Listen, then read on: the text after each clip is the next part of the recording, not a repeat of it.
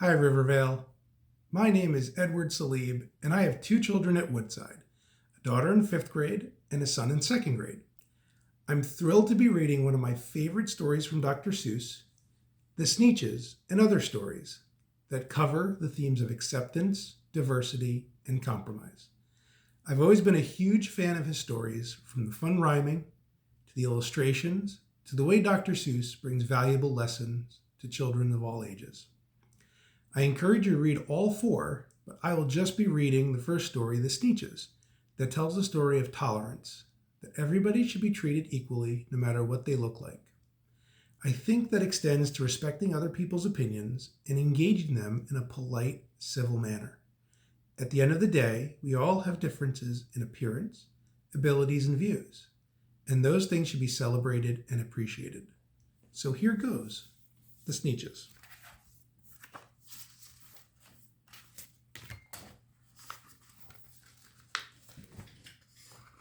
Now the star-bellied Sneetches had bellies with stars. The plain-belly Sneetches had none upon theirs. Those stars weren't so big, they were really so small, can't even make it out there.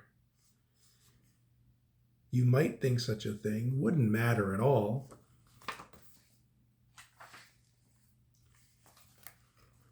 But because they had stars, all the star-bellied Sneetches would brag were the best kind of Sneetches on the beaches. With their snoots in the air, they would sniff and they'd snort. Will have nothing to do with the plain belly sort. And whenever they met some, when they were out walking, they'd hike right on past them without even talking. When the star-bellied children went out to play ball, could a plain belly get in the game? Not at all. You could only play if your bellies had stars, and the plain belly children had none upon theirs.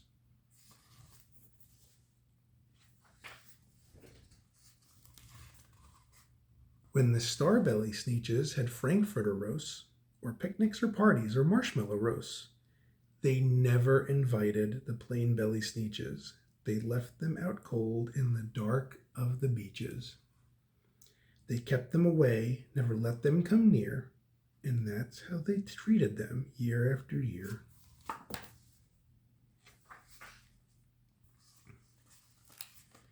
Then one day, it seems, while the plain-belly Sneetches were moping and doping alone on the beaches, just sitting there wishing their bellies had stars, a stranger zipped up in the strangest of cars.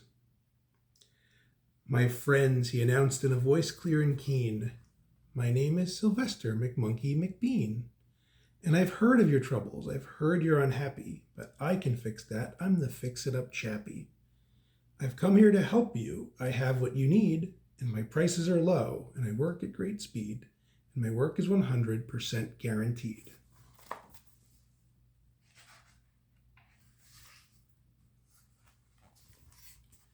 Then quickly, Sylvester McMonkey McBean put together a very peculiar machine. And he said, "You want stars like a star-bellied Sneetch? My friends, you can have them for $3 each. Just pay me your money and hop right aboard." So they clambered inside, and the big machine roared. And it clonked, and it bonked, and it jerked, and it burked. And it bopped them about, but the thing really worked. When the plain-belly Sneetches popped out, they had stars. They actually did. They had stars upon theirs.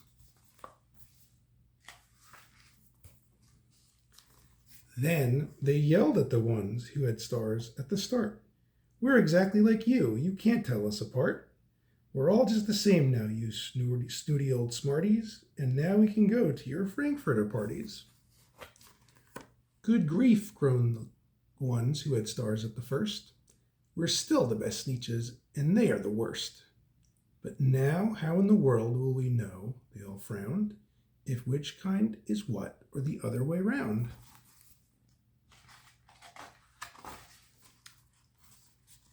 Then up came McBean with a very sly wink, and he said, "Things are not quite as bad as you think. So you don't know who's who, this is perfectly true. But come with me, friends, do you know what I'll do? I'll make you again the best Sneetches on beaches, and all it will cost you is $10 eaches."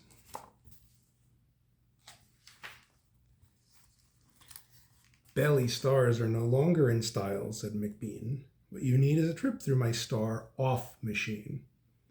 This wondrous contraption will take off your stars, so you won't look like Sneetches who have them on Mars.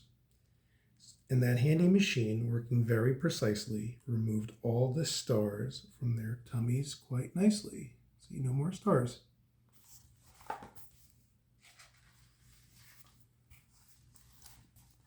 Then, with snoots in the air, they paraded about, and they opened their beaks, and they let out a shout. We know who is who, now there isn't a doubt. The best kind of Sneetches are Sneetches without. Then, of course, those with stars all got frightfully mad. To be wearing a star now is frightfully bad. Then, of course, old Sylvester McMonkey McBean invited them into his star-off machine. Then, of course, from then on, as you probably guess, things really got into a horrible mess.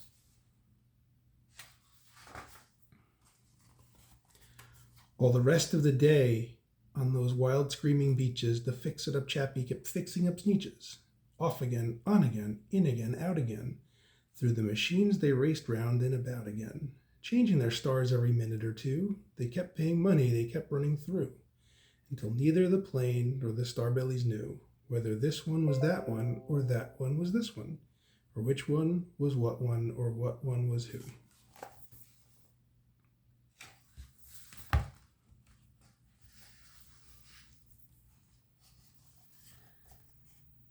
Then when every last cent of their money was spent, the fix-it-up chappie packed up and he went.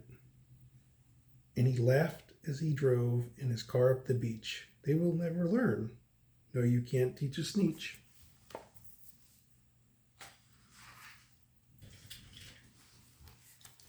But McBean was quite wrong. I'm quite happy to say that the Sneetches got really quite smart on that day. The day they decided that Sneetches are Sneetches, and no kind of Sneetch is the best on the beaches. That day all the Sneetches forgot about stars, and whether they had one or not upon Mars. What a great story. I hope you enjoyed it, and I hope you have a wonderful day. Take care.